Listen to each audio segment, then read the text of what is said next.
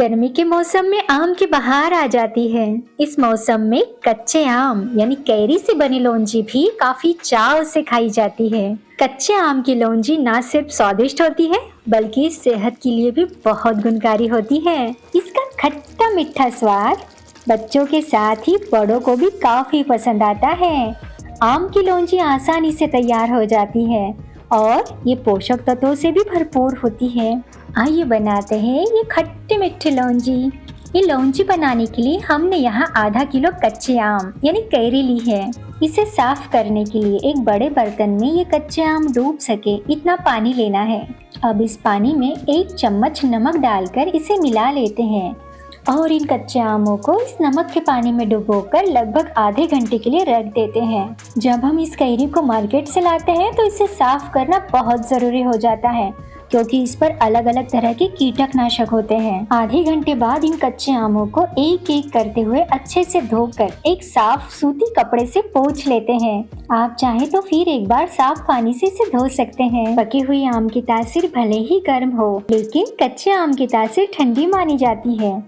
ऐसे में गर्मी के सीजन में कैरी की लौंजी खाने से शरीर में ठंडक बनी रहती है और तापमान मेंटेन रहता है। अगर सब्जी बनाने का मन नहीं है तो अकेले आम की लौंजी से भी रोटी खाई जाती है। अब एक एक करते हुए कैरी के छिलके इस तरह पीलर की सहायता से निकाल लेते हैं। अब आप कहेंगे कि इसके छिलके उतारने थे तो इसे नमक के पानी से धोने की क्या आवश्यकता थी? लेकिन जब हम इसके छिलके उतारते हैं तो छिलका उतारने के बाद इसे पलटा लेते हैं तो छिलकों में लगी हुई गंदगी हाथों में लग जाती है और वही छिलके उतारे हुए कच्चे आम पर लग जाती है। इसीलिए इसे धोना आवश्यक होता है। इसी तरह सभी कैरी के छिलके उतार लेते हैं। कभी कभी हम आम खरीद कर लाते हैं और 2 दिन में ये हल्के पीले रंग में आ जाते हैं, तो आप ये लौंजी बनाने के लिए उस तरह के आम का भी उपयोग कर सकते हैं। अब इन छिलकों को अलग बर्तन में निकाल कर रख देते हैं। इसमें मैग्नीशियम, पोटेशियम, विटामिन ए और सी पाया जाता है जो चेहरे पर ग्लो लाता है और कई बीमारियों से बचाता है। कई लोग इसे बेकार समझकर फेंक देते हैं, लेकिन इन छिलकों से दाल, रायता या अलग अलग प्रकार की चटनियाँ भी बनाई जा सकती है। तो हम इन छिलकों की चटनी बनाएंगे, इसलिए इसे अलग रख देते हैं। अब इस छिलके उतारे हुए कैरी को लंबाई में काट लेते हैं। आप चाहे तो इसे चौकोर या जो भी पसंद हो उस आकार में काट सकते हैं। हमें इसे ज्यादा पतला नहीं काटना क्योंकि इसे पकाने के बाद ये जल्दी से गल जाते हैं और फिर इसे खाने में मजा नहीं आता। आप चाहे तो इसे बिना छिलके उतारे भी बना सकते हैं। शादियों में बनने वाली लौंजी तो छिलके के साथ ही बनाई जाती है। सारे कच्चे आमों को हमने इस तरह कट कर लिया है और गुठलियों को अलग कर लिया है। कुछ आम की गुठलियाँ साबुत निकलती है और कुछ आम की गुठलियाँ काटी जा सकती है। ये लौंजी बनाने के लिए हमने यहाँ स्टील की कढ़ाई ली है। अब इस कढ़ाई में 2 चम्मच तेल डालकर मीडियम आंच पर इसे गर्म करेंगे। आम खट्टे होते हैं इसलिए हमें इसे पकाने के लिए स्टील या नॉनस्टिक बर्तन का ही उपयोग करना है। तेल गर्म होते ही इसमें 2 साबुत मिर्च, चुटकी भर हींग, 1 बड़ा चम्मच राई, आधा चम्मच जीरा, 2 चम्मच सौंफ, आधा चम्मच मेथी दाना और 1 चम्मच कलौंजी डालकर इसे कुछ सेकंड के लिए भूनेंगे। इसमें सौंफ का स्वाद बहुत बढ़िया लगता है, तो इसमें सौंफ की मात्रा थोड़ी सी ज़्यादा रखें और इसकी तासीर भी ठंडी होती है। जब मसालों में से भीनी भीनी खुशबू आनी शुरू हो जाए, इसमें आधा चम्मच हल्दी पाउडर और 1 चम्मच लाल कश्मीरी मिर्च पाउडर मिलाकर हल्का सा भूनेंगे और जो कैरी हमने काट कर रखी है उसे इस मसालों में डालकर चम्मच की मदद से मिला लेंगे। जब ये कैरी इन मसालों में पूरी तरह से कोट हो जाए तो उसमें स्वाद अनुसार नमक डालकर मिला लेते हैं।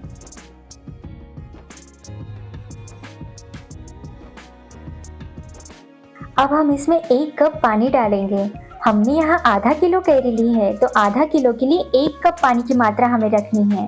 अब इस पानी को कैरी में मिलाते हुए इसे 1.5 मिनट के लिए ढककर धीमी आंच पर पकाएंगे। हमें इसमें ज्यादा पानी डालने की आवश्यकता नहीं होती क्योंकि जब हम इसे ढककर पकाते हैं तो इसमें भाप का पानी बनता है। लगभग 1.5 मिनट बाद इसका ढक्कन हटाकर देख लेते हैं। आप देख पा रहे हैं ये आम आसानी से टूट रहा है। बस हमें इससे ज़्यादा इसे नहीं पकाना क्योंकि गुड़ के साथ ही और पकेगा। अब इस स्टेज पर इसमें 1 कप कूटा हुआ गुड़ डालेंगे। वजन में देखा जाए तो 250 ग्राम गुड़ है। अब इस गुड़ को मिलाकर सिर्फ तब तक पकाएंगे जब तक इस गुड़ का पानी ना हो जाए। गुड़ की तासीर वैसे तो गर्म होती है और कच्चे आम की तासीर ठंडी, इसलिए दोनों की तासीर और खट्टा मीठा स्वाद चटकारे लेने के लिए मजबूर कर देता है। आप चाहें तो इसमें नॉर्मल चीनी भी डाल सकते हैं या फिर धागे वाली मिश्री को कूटकर भी डाला जा सकता है। इसके बाद 1 चम्मच काला नमक और आधा चम्मच चाट मसाला डालकर इसे मिला लेंगे। अगर आपको मीठी लौंजी पसंद है तो आप गुड़ की मात्रा थोड़ी सी बढ़ा सकते हैं। अगर आप गुड़ की जगह इसे चीनी में बनाना चाहते हैं तो आधा किलो के लिए चीनी की मात्रा 200 ग्राम ही रखें, क्योंकि चीनी गुड़ से थोड़ी सी ज्यादा मीठी होती है। इस गुड़ को पिघलने में लगभग 1.5 से 2 मिनट का समय लगाएं और आप देख पा रहे हैं गुड़ भी पूरी तरह से मेल्ट हो चुका है और लौंजी भी गाढ़ी हो चुकी है। बस, और हमें इसे ज्यादा नहीं पकाना क्योंकि ठंडी होने के बाद और गाढ़ी हो जाती है। जब ये कैरी इस तरह से ट्रांसलूसेंट हो जाए तो समझ लीजिएगा कि पक चुकी है।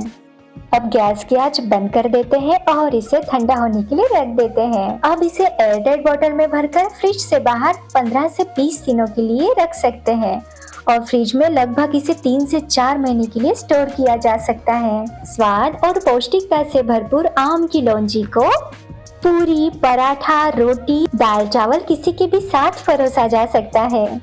और आप विश्वास रखिए, इसके साथ अगर खाना खाएंगे तो आप 2 रोटियां ज्यादा ही खाएंगे। अगर आपको खट्टी मीठी लौंजी की रेसिपी पसंद आई हो तो इसे लाइक और शेयर करना ना भूलिएगा।